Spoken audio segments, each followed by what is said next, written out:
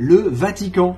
Cette ressurgence de la papauté mortellement blessée en 1798 revient sur le devant de la scène et viendra prochainement imposer sa marque, une fausse adoration destinée à Satan, et c'est en réduisant la liberté religieuse qu'elle tentera d'y parvenir.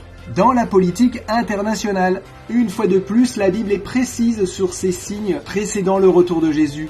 Guerre et menaces de guerre, et avec les conflits qui se généralisent partout dans le monde, que ce soit d'un point de vue politique, économique et même militaire, aucun être humain n'est pas impacté.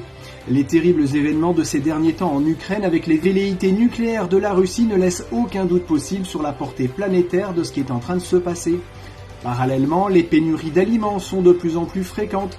Qu'elles tirent leur origine dans les dérèglements climatiques, les problèmes économiques, les guerres et les problèmes d'approvisionnement, ou autres, même les pays les plus industrialisés commencent à en être touchés. Les instabilités politiques, même en Europe ou encore aux États-Unis, avec la tentative de coup d'État du Congrès en 2021, apportent incertitude sur l'avenir et une insécurité grandissante. Et le monde souhaite que chacun vive en paix et que la paix s'impose partout sur la terre, en criant paix et sûreté. Dans la société, d'une manière générale, la Bible nous brosse un tableau terrible des signes annonçant le retour de Jésus. Partout dans le monde, nous voyons une augmentation du mal. L'immoralité, la perte des valeurs morales et la destruction de la famille atteignent leur apogée. La société appelle bien ce qui est mal et mal ce qui est bien. Ainsi, le couple est démembré et on lui préfère l'homosexualité, la transsexualité, en laissant libre cours à tout ce qui se fait de plus vil dans le cœur de l'homme. Les conflits se généralisent même dans le monde du travail car rien n'est laissé de côté par Satan pour éloigner l'homme de Dieu et le perdre. Et quoi de plus diabolique que cette société matérialiste et consumériste dans laquelle nous vivons ?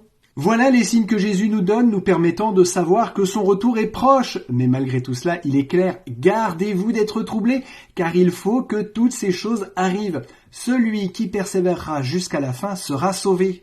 Et il nous rassure en nous disant que lorsque nous verrons toutes ces choses s'accomplir, il se rapproche en chemin pour venir nous chercher et nous amener avec lui dans son royaume. Ne sois donc pas troublé de ce que tu vois dans ce monde, garde les yeux fixés sur Jésus. Persévère jusqu'à son retour dans l'observation de ses commandements, les 10, avec la même foi que Jésus qui nous est donné par le Saint-Esprit. Et surtout, pour que son retour se fasse, il compte sur nous, sur toi, pour annoncer cette bonne nouvelle dans le monde entier, afin de servir de témoignage à chaque être humain, car alors viendra la fin et il reviendra. À bientôt et que Dieu te bénisse abondamment.